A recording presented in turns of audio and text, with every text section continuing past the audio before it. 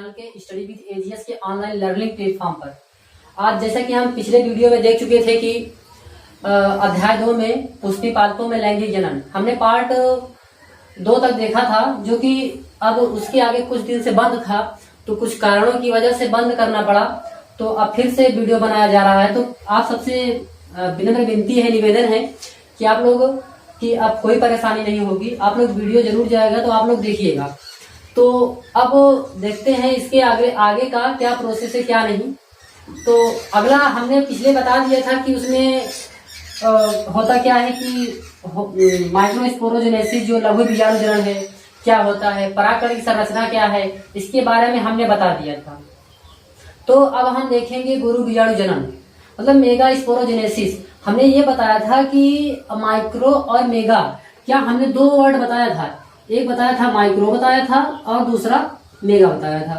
तो अगर इसकी बात कही जाए तो इसमें कौन नर युग्मक है कौन मादा है, क्या बता लेंगे आप? बताइए इसमें कौन नर है कौन मादा है। अगर जिसके पीछे ये शब्द जुड़ जाए जिसके आगे ये शब्द जुड़ जाए तो ये क्या होता है कि मतलब नर है कि मादा है, हमको वो पता चलता है। तो हमने बताया था कि अगर माइक्रो शब्द जुड़ जाए तो वहां पर क्या होगा, नर युग्मक। अगर मेगा शब्द जुड़ जाए तो वहां पर क्या होगा, मादा युग्मक। तो अब हम चूंकि पढ़ चुके थे नर युग्मक क्या है, तो हमने नर युग्मक के बारे में अच्छी तरह पढ़ लिया था कि भाई नर युग्मक की संरचना क्या है। अब कभी कभी पेपर में ऐसा भी आ जाता है कि नर युग्मकों की संरचना बनाइए और उसकी संरचना सही विस्तार कीजिए। हाँ, तो ऐसे भी आ जाता है। तो हमको क्या करना है कि भाई, तो अब हमें पढ़ना क्या है, गुरु बीजाणु जनन। गुरु बीजाणु जनन में क्या होता है,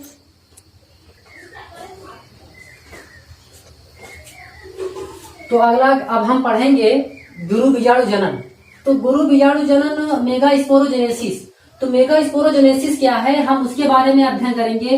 देखो पहले क्या आता है कि भाई इसमें क्या होता है कि ये बीजांड है, पहले एक बीजांड की संरचना बनाते हैं। उसमें क्या होता है कि भाई एक बीजांड क्या होता है, इसमें एक बीजांड काय होता है। ये क्या है, ये बीजांड काय है, ये बीजांड काय है। तो भाई बीजांड काय है तो इसमें क्या होते हैं, अब इस बीजांड काय में 2 कोशिका होती है। कौन, एक देखो ये क्या है, ये बीजाणु जनन कोशिका है। क्या है, बीजाणु जनन कोशिका। और ये क्या है भाई, दूसरी वाली ये क्या है, ये हमारा है भित्तीय कोशिका। कौन कोशिका, भित्तीय कोशिका। तो भाई हमने क्या बताया कि एक बीजांड काय में क्या कि भाई जो होता है एक बीजांड काय होता है, एक बीजांड होता है। तो बीजांड काय में तो बीजांड में बीजांड काय होता है। तो बीजांड काय होता है तो उसमें क्या होता है, बीजांड काय के अंदर एक कोशिका होती है जिसे कहते हैं अधोस्तरीय कोशिका। क्या, अधोस्तरीय कोशिका, अधोस्तरीय कोशिका। ये कोशिका आकार में बड़ी होती है, ये होती है बीजांड काय के अंदर। तब ये कोशिका जो होती है ये आकार में बड़ी होती है। तो अब इस चूंकि देखो हमें संरचना, देखो पहले क्या लिखना है, पहले हमारा चित्र बनाना है अच्छे से और पहले डालना है हेडिंग गुरु बीजाणु जनन मेगा स्पोरोजेनेसिस। उसमें बीजांड काय, अब इसमें क्या लिखना है कि पहले आप नीचे संरचना डालेंगे उसमें। अब देखो अब जो बोल रहे हैं उसको ध्यान से सुनना है। तो इसमें क्या है, बीजांड 2 भागों में बटा होता है। क्या, अंदर का भाग क्या कहलाता है, बीजांड काय कहलाता है। अब बीजांड काय के अंदर एक कोशिका होती है जिसे क्या कहते हैं, अधोस्तरीय कोशिका। तो अधोस्तरीय कोशिका विभाजित होकर 2 कोशिका बनाती है। कौन कौन सी, एक बनाती है बीजाणु जनन कोशिका और दूसरी क्या, भित्तीय कोशिका। अब ये 2 कोशिका बनाई। अब बीजाणु जनन कोशिका समसूत्रीय विभाजन करके, क्या, बीजाणु जनन कोशिका समसूत्रीय विभाजन के दौरान बनता है। लेकिन एक कोशिका और देखो, ये जो कोशिका है बीजाणु जनन कोशिका, ये समसूत्रीय विभाजन के दौरान बनता है। और भित्तीय कोशिका जो होती है उसे, मतलब एक कोशिका और होती है उसे भित्तीय कोशिका कहते हैं। ये तो समसूत्रीय विभाजन के फलस्वरूप बनता है, ये तो इसको भित्तीय कोशिका नाम दे देते हैं। फिर उसके बाद देखते हैं कि भित्तीय कोशिका जो होती है, भित्तीय कोशिका में कोई परिवर्तन नहीं होता है। क्या, भित्तीय कोशिका में कोई परिवर्तन नहीं होता है। और जो बीजाणु जनन कोशिका होती है वो बिना विभाजित हुए ही गुरु बीजाणु जनन कोशिका की तरह क्या होती है, कार्य करने लगती है। तो भाई गुरु बीजाणु जनन कोशिका की तरह कार्य करने लगती है, तो यही क्या होता है, मेगास्पोरोजेनेसिस होता है। यही मेगास्पोरोजेनेसिस कौन कहलाता है, बीजाणु जनन कोशिका। बीजाणु जनन कोशिका में कोई बदलाव नहीं होता है, द्वितीय कोशिका में कोई परिवर्तन नहीं होता है, उसका कोई काम नहीं है, वो जैसी है वैसी रहेगी। लेकिन अगर हम बीजाणु जनन की बात करें कोशिका की, तो वो क्या होता है कि वो बिना विभाजित हुए, क्या ये तो पहले तो समसूत्री विभाजन हुआ इसके, तो अब अगर इसमें और होता तो एक के बजाय दो बनती, तो लेकिन ये क्या हुआ कि भाई ये बिना विभाजित हुए, क्या ये कोशिका क्या हुई कि बिना विभाजित हुए बीजाणु जनन कोशिका गुरु बीजाणु जनन कोशिका की तरह कार्य करने लगा। तो अब इसमें क्या होता है कि जब ये कार्य करने लगा गुरु बीजाणु जनन कोशिका की तरह, तो इसमें आगे चलकर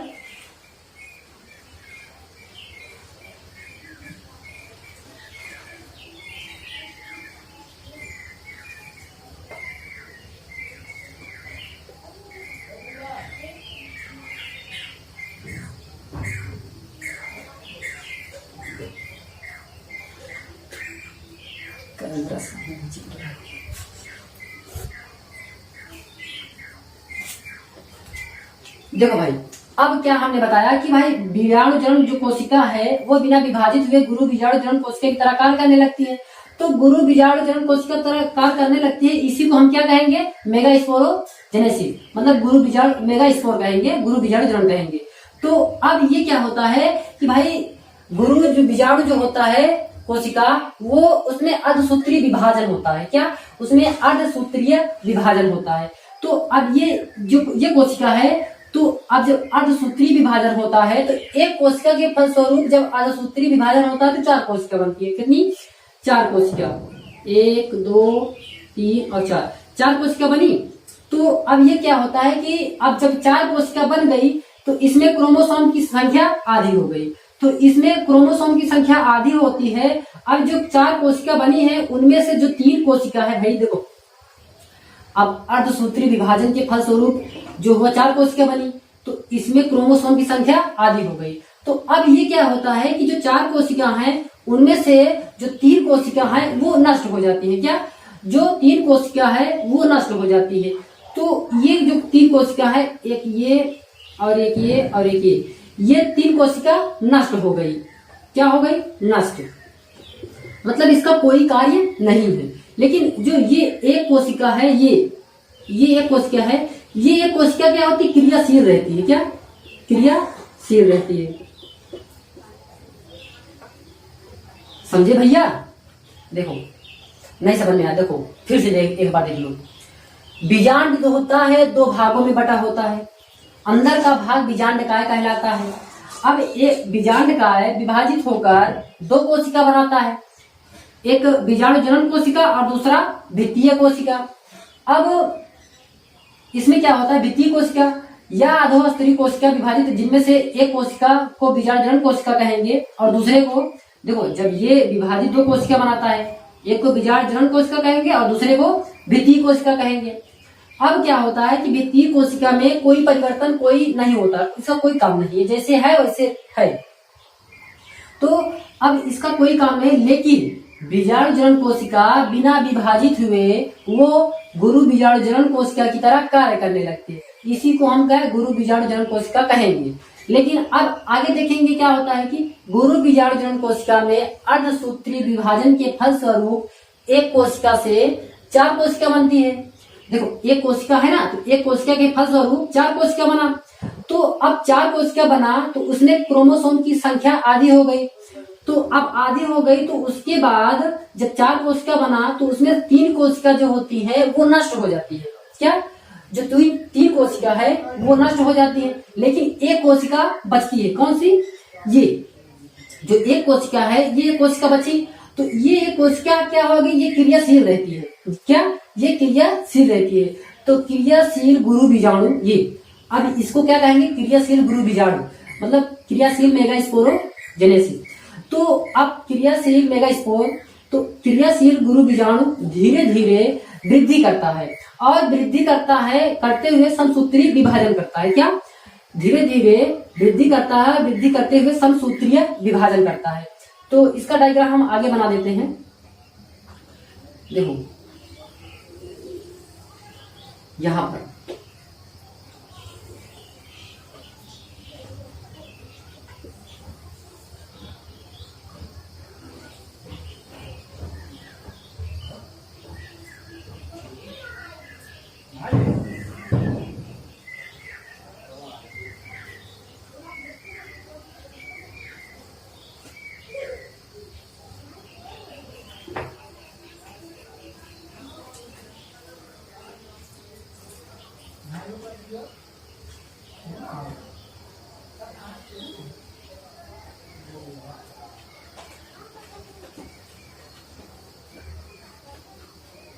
अब ये क्या होता है भाई, देखो अब हमने ये बताया कि जब इसमें एक अब जो कि क्रियाशील रहता है, तो ये क्रियाशील जो रहता है ये धीरे धीरे क्या होता है, गुरु बीजाणु जो होता है ये वृद्धि करता है और वृद्धि करके समसूत्रीय विभाजन करता है। तो अभी हमने बताया कि समसूत्रीय विभाजन के फलस्वरूप एक कोशिका के जब विभाजन करता है तो दो कोशिका बनती है, और हम फिर बताए उसके बाद कि जब अर्धसूत्रीय विभाजन होता है तो एक कोशिका के फलस्वरूप 4 कोशिका बनती हैं। तो हमको पढ़ क्या रहे हैं, समसूत्रीय विभाजन। तो अब समसूत्रीय विभाजन करता है ये, अब ये क्या करता है, इसमें से एक कोशिका से 2 कोशिका का निर्माण हो जाता है। क्या? एक कोशिका से 2 कोशिका का निर्माण हो गया। तो अब क्या होता है, क्रियाशील गुरु बीजाणु धीरे धीरे वृद्धि करता है और वृद्धि करके समसूत्रीय विभाजन करता है, और पहले एक कोशिका से 2 कोशिका बनाता है। क्या? एक कोशिका से 2 कोशिका बना लेता है। अब ये 2 कोशिका बनाया, पहले एक कोशिका था, अब उसके बाद ये फिर से एक कोशिका से 2 कोशिका बना लिया। अब ये क्या होता है, फिर से इसमें क्या होता है, समसूत्रीय विभाजन होता है। तो इसको आप नोट कर लीजिए, इतना नोट कर लीजिए, हम आगे अब बताने के लिए जगह नहीं है तो इसको नोट कर लीजिए, हम आगे देखते हैं।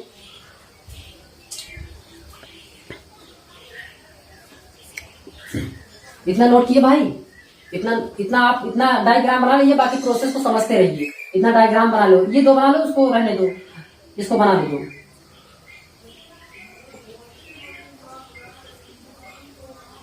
प्रोसेस को समझते रहना, ना भूल जाओगे।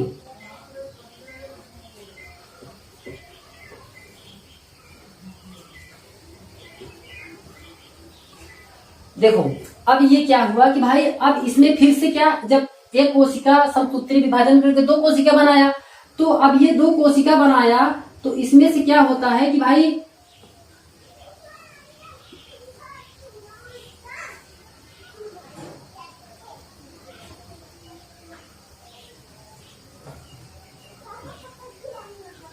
ये अब इसमें देखते हैं क्या होता है कि जब एक कोशिका से 2 कोशिका बनाया, हमने यहाँ बताया था कि जो क्रियाशील गुरु बीजाणु है वो धीरे धीरे वृद्धि करता है और वृद्धि करके समसूत्रीय विभाजन करता है।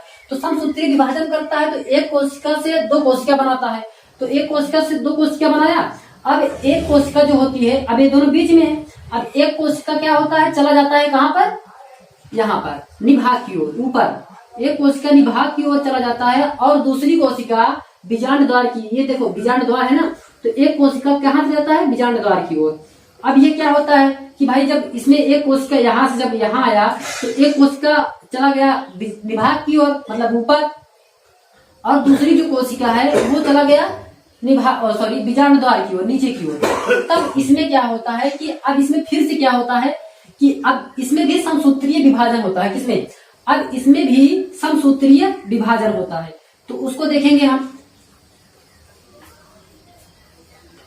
तो इसमें भी समसूत्रीय विभाजन होता है।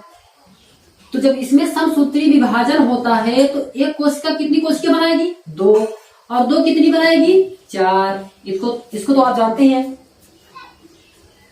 इसको तो आप जानते ही हैं। लेकिन अब हम देखेंगे क्या, अब देखो हमने यहाँ बताया तो एक कोशिका, यहाँ पर जब समसूत्रीय विभाजन हुआ तो मतलब एक कोशिका से 2 कोशिका बना।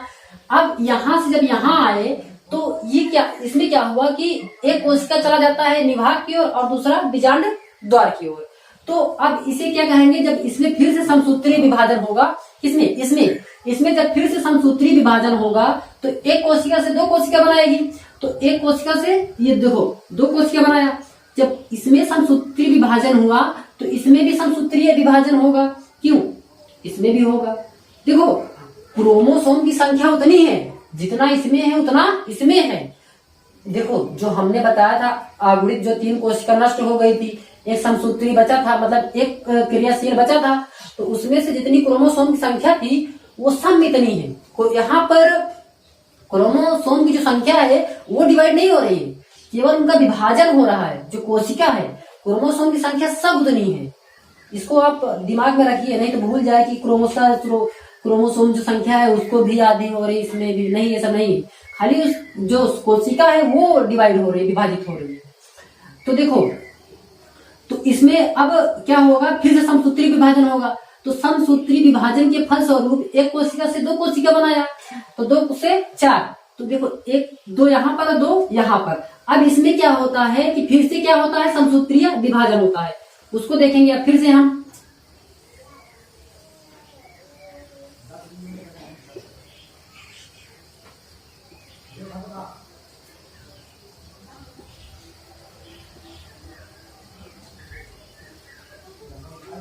देखो अब यहाँ हमने क्या बताया कि अब 1 से 2 और 2 से 4, तो यहाँ पर कितनी कोशिका है, 2 है।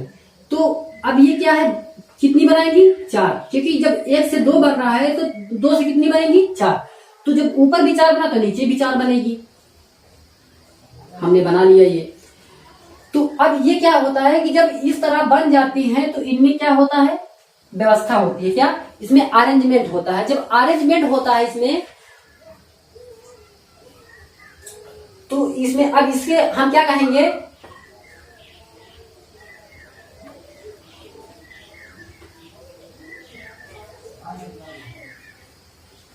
अब ये बन गया। तो अब क्या होता है कि ये कुल 8 प्रकार, मतलब 8 प्रकार की कोशिका बनी। तो इसमें क्या होता है, अब इसको हम क्या कहेंगे, भ्रूण कोश कहेंगे। तो भ्रूण कोश कहेंगे। अब इसमें क्या होता है कि अरेंजमेंट होता है। अब इसको इसमें अरेंजमेंट होता है, तो आप इसको नोट कर लीजिए। देखो इसमें फिर से हम अरेंजमेंट इसमें करते हैं, नहीं तो यहीं से कर दे, हाँ यही बता देते हैं। देखो अब इनमें जो होता है भाई, अब इसमें क्या होता है, देखो यहीं पर देख लेना, बाकी अपना एक चित्र अलग से बना लेना।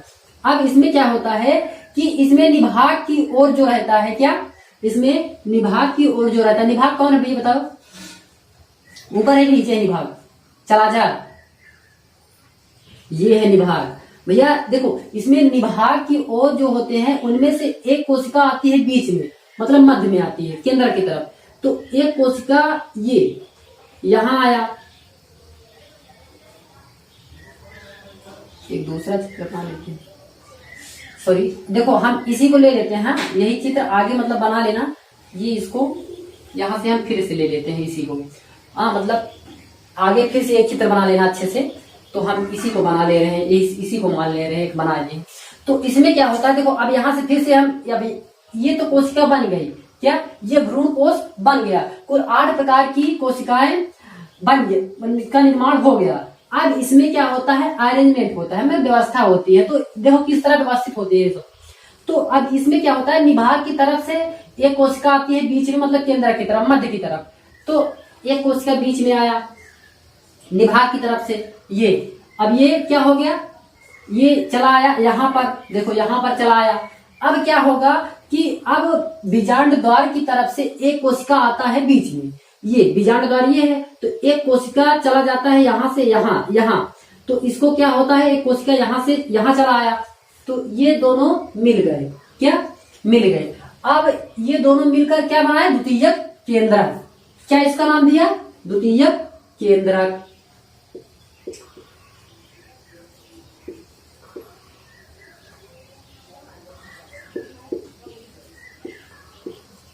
द्वितीयक केंद्रक। अब क्या होता है कि अब जब एक निभाग की ओर से और एक बीजांड द्वार की ओर से जब एक दो कोशिकाएं, एक ऊपर से एक नीचे से, तो वो क्या बनाया, द्वितीयक केंद्रक बनाया। अब ये क्या होता है कि भाई ये दोनों मिलकर आपस में द्वितीयक केंद्रक बनाया। अब वहां पर क्या ऊपर ये, अब यहाँ पर जो 3 कोशिका बची हैं वो इस तरह अरेंजमेंट होती हैं, मतलब इस तरह व्यवस्थित होती हैं और व्यवस्थित होकर क्या बनाती हैं, प्रतिमुख कोशिका मतलब एंटीपोडल सेल। देखो इस तरह व्यवस्थित होती है ये।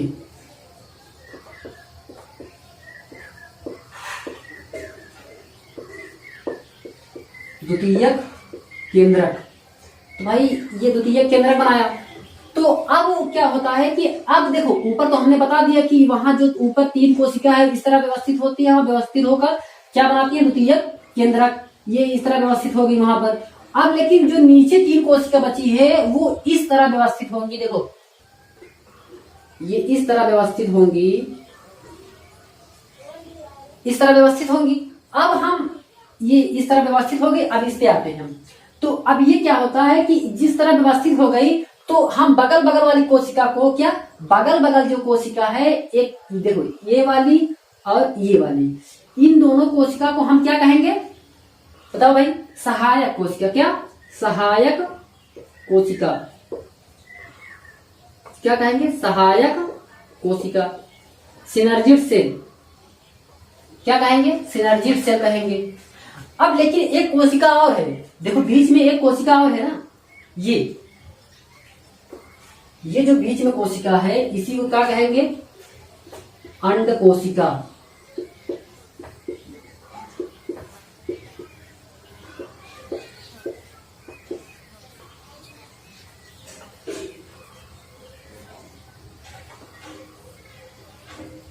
क्या कहेंगे, अंड कोशिका। तो हमको पढ़ना क्या था, हम क्या पढ़ रहे थे, गुरु बीजाणु जनन। तो गुरु बीजाणु जनन पढ़ रहे थे, तो उसमें से हम मतलब गुरु बीजाणु जनन क्या है, एक मादा युग्मक है। तो मादा युग्मक मतलब ये अंड कोशिका। तो हमको इसी को पढ़ना था ना, हमको इसी को ज्ञान करना था कि कहाँ से आया। तो यहीं से आया कि अंड कोशिका ये। तो अब ये क्या होता है कि इसमें से अब ये इसी को अंड को यही मादा युग्मक कहलाती है, मतलब ये अंड कोशिका यही मादा युग्मक कहलाती है। तो इस प्रकार से एक भ्रूण कोश में क्या, इस प्रकार से एक भ्रूण कोश में कुल 8 केंद्रक, क्या कुल 8 केंद्रक, देखो 1 2 3 4 5 6 7 1 8, इस प्रकार से एक भ्रूण कोश में कुल 8 प्रकार के केंद्रक, क्या कुल 8 प्रकार के केंद्रक और तथा और या तथा 7 कोशिकीय अवस्था होती है। देखो 3 3 6 7 हो गया ना।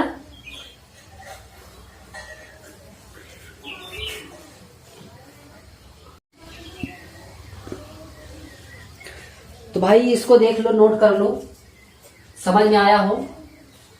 देखो अब नहीं समझ में आया, देखो एक बार फिर से देखो लिखना क्या है, क्या लिखना क्या है उसको देखना है। हम सबसे पहले आते हैं गुरु बीजाणु जनन क्या है। क्या गुरु बीजाणु जनन क्या है, तो भाई गुरु बीजाणु जनन क्या है उसको देखेंगे हम। तो अब क्या होता है कि इसमें सबसे पहला प्रोसेस क्या होता है कि पहले आप जो पहले हम बनाए थे डायग्राम, चित्र बढ़िया बनाए थे, पहले उसको आप बनाना। उसके बाद पहले डालना हेडिंग गुरु बीजाणु जनन, उसके बाद डायग्राम बनाना, उसके बाद नीचे संरचना बनाना, और संरचना बनाने के बाद उसके बाद जो हम बताए हैं सोच कर अपने माइंड से जो हम वर्ड बोले हैं उसको लिखना है आपको। देखो क्या होता है कि भाई इसमें क्या होता है, बीजांड के 2 भाग होते हैं। अंदर का भाग बीजांडकाय कहलाता है। बीजांडकाय में विभाजित होकर 2 कोशिका बनाता है। एक कोशिका जिसे कहते हैं बीजाणु जनन कोशिका, जो समसूत्री विभाजन के दौरान बनता है, और दूसरी कोशिका जो होती है भित्तीय कोशिका। अब भित्तीय कोशिका क्या है कि भाई भित्तीय कोशिका का कोई परिवर्तन, कोई मतलब उसका चेंजेस कोई काम नहीं है। तो भित्तीय कोशिका कोई काम नहीं है, तो भित्तीय कोशिका का कोई काम नहीं है। फिर उसके बाद आता है गुरु बीजाणु जनन कोशिका। तो गुरु बीजाणु जनन कोशिका, बीजाणु जनन कोशिका आता है। तो बीजाणु जनन कोशिका बिना विभाजित हुए गुरु बीजाणु जनन कोशिका की तरह कार्य करने लगता है। तो गुरु बीजाणु जनन कोशिका की तरह कार्य करने लगता है, तो इसी को क्या कहेंगे, गुरु बीजाणु जनन कहेंगे, गुरु बीजाणु जनन कहेंगे।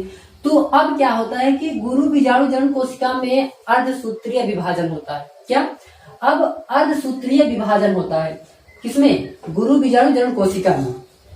तो गुरु बीजाणु जनन कोशिका में अर्धसूत्रीय विभाजन होता है। तो अर्धसूत्रीय विभाजन के फल स्वरूप एक कोशिका 4 कोशिका का निर्माण करता है। तो एक हमने चित्र बनाया था, उसमें एक कोशिका से 4 कोशिका बनी थी। तो उसमें क्या था कि जो होता है तो वो क्या होता है, 3 नष्ट हो जाती हैं। क्या 3 नष्ट हो जाती हैं, एक क्रियाशील रहता है। तो जो वही क्रियाशील रहता है, वही क्रियाशील गुरु बीजाणु धीरे धीरे क्या वृद्धि करता है और वृद्धि करके समसूत्रीय विभाजन करता है। समसूत्रीय विभाजन करता है, एक कोशिका से 2 कोशिका बनाता है। देखो यहाँ से, अब यहाँ से आ गया ना, तो वही क्रियाशील जो गुरु बीजाणु था वो समसूत्रीय विभाजन करके एक कोशिका से 2 कोशिका बनाया। तो 2 कोशिका, अब इसमें क्या होगा, फिर से समसूत्रीय विभाजन होगा और समसूत्रीय विभाजन के फल स्वरूप एक कोशिका 2 कोशिका का निर्माण करेगी और 2 से 4।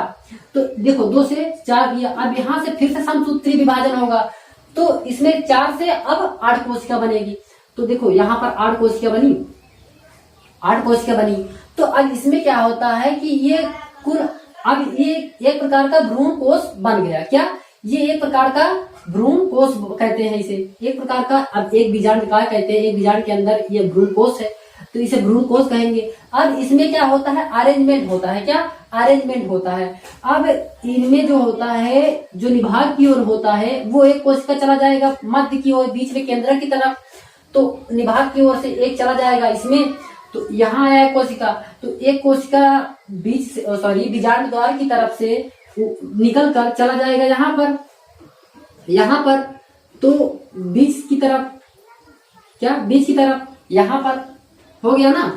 यही प्रोसेस हम बता रहे हैं वहां पर। तो क्या होगा कि भाई ये अब ये दोनों मिलकर क्या बनाए, द्वितीयक केंद्रक। अब क्या होता है, ऊपर मतलब ऊपर की ओर, निभाग की ओर जो 3 कोशिका बची है वो इस तरह व्यवस्थित होती है। इसको हम क्या कहेंगे, द्वितीयक केंद्रक। द्वितीयक केंद्र, हमने यहाँ गलत लिख दिया है, प्रतिमुख कोशिका रहनी चाहिए, आप लोग उसे सुधार लीजिए। क्या प्रतिमुख कोशिका,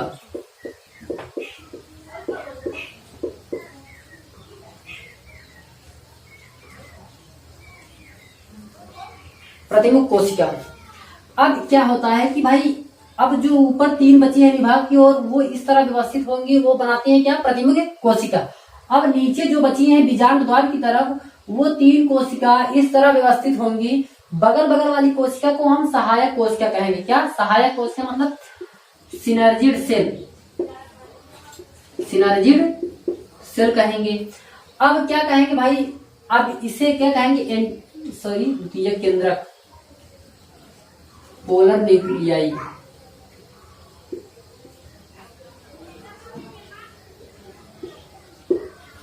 इसी एंटीपोडल सेल कहेंगे।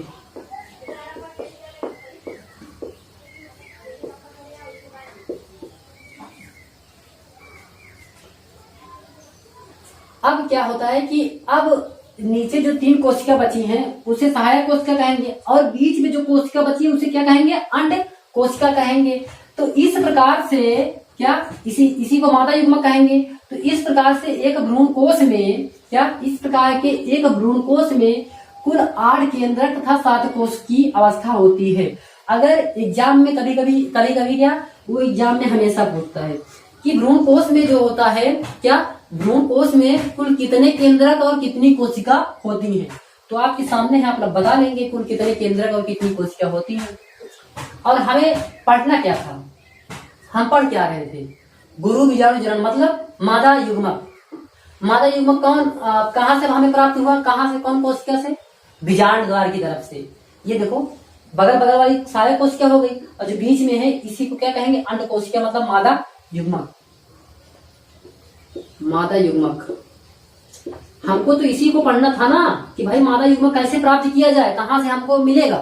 तो मादा युग्मक यही से हमको मिला, ये आया, समसूत्री विभाजन हुआ, अधोस्त्री कोशिका, मतलब बहुत प्रोसेस आया। बहुत प्रोसेस के बाद हमको ये पता चला कि ये बीजांड द्वार की तरफ से जो 3 कोशिका है उसी 3 कोशिका को हम नहीं कहेंगे, वो बगल वाली कोशिका को सहायक कोशिका और जो बीच में होती उसको हम क्या कहेंगे, अंड कोशिका। तब हमें पता चला कि ये क्या है, मादा युग्मक है। तो आप लोग अच्छे तरीके से समझ गए होंगे। आशा करता हूँ आपको ये वीडियो पसंद आया होगा। तो इसके बाद हम अब अगला चर्चा करेंगे कि परागकण क्या है, परागण क्या है, स्वपरागण, परपरागण, ये सब क्या है उसको चर्चा करेंगे। तो फिलहाल अभी तक यहीं तक इस वीडियो में। तो आप पार्ट जब 4 देखेंगे तो हम अगला चर्चा करेंगे। तो आप लोग समझ गए होंगे तो इसको आप स्क्रीनशॉट कर लीजिए, और जितना हम बताएं अगर आप एकदम ध्यान से सुनेंगे उसको तो आप जरूर उसको पूरा लिख पाएंगे, अपने से, अपने माइंड से लिख पाएंगे। हमारे बोलने से कुछ नहीं होता, हम जो बोल रहे हैं उसको सुनना पड़ता है। वो सुनोगे, अगर सुनोगे तभी आपको आएगा। क्या? अगर आप सुनोगे तभी आपको आएगा। अगर कंसिस्टेंसी अगर कंसंट्रेट होकर पढ़ रहे हो आप, तो जरूर से जाहिर सी बात है कि आप उसे कर लेंगे। अगर इधर उधर ध्यान है आपका, कहीं और ध्यान है, तो नहीं कर पाएंगे, क्योंकि इसमें कंसिस्टेंसी बनाई रखनी पड़ती है और इसमें कंसंट्रेट करना पड़ता है, तभी ये चीजें जो हमें एब्जॉर्ब हो पाती है। तब अन्यथा अगर इधर उधर दिमाग रहेगा तो चीजें एब्जॉर्ब नहीं हो पाएंगी। तो आपसे यही है विनती कि आप पढ़िए मन लगाकर अच्छे से, ताकि पढ़ने में मजा आए। ऐसा नहीं कि पढ़ाई कर रहे हैं, हाँ ध्यान कहीं और है, ऐसा नहीं। तो फिलहाल आप इस वीडियो को यहीं पर पॉज करते हैं, आप इसको नोट कर लीजिए और अगला वीडियो हम जल्द ही बनाएंगे। और तो पॉज करने से पहले हम कुछ क्वेश्चन हमारे आप कमेंट बॉक्स में जरूर बताइएगा। आप सबसे पहला क्वेश्चन ये है कि बताइए भाई कि एक भ्रूण कोश में कुल कितने केंद्रक और कितनी कोशिका होती हैं। और ये होता है कि अब हम ये पढ़ाए थे पिछले पार्ट में, पिछली वीडियो में, कि भाई जब परागकण बनते हैं, जब परागकण बन रहे होते हैं तो वो पोषण किससे लेंगे, और जब परागकण बन चुके होंगे तब वो पोषण किससे लेंगे, ये सब बताना है। और आपको बस आप 3 ही क्वेश्चन कमेंट बॉक्स में बताइएगा। और अगला क्वेश्चन जब हम अगला वीडियो बनाएंगे तो उसमें पूछेंगे। ये 3 क्वेश्चन आप कमेंट बॉक्स में जरूर बताइएगा। Thank you.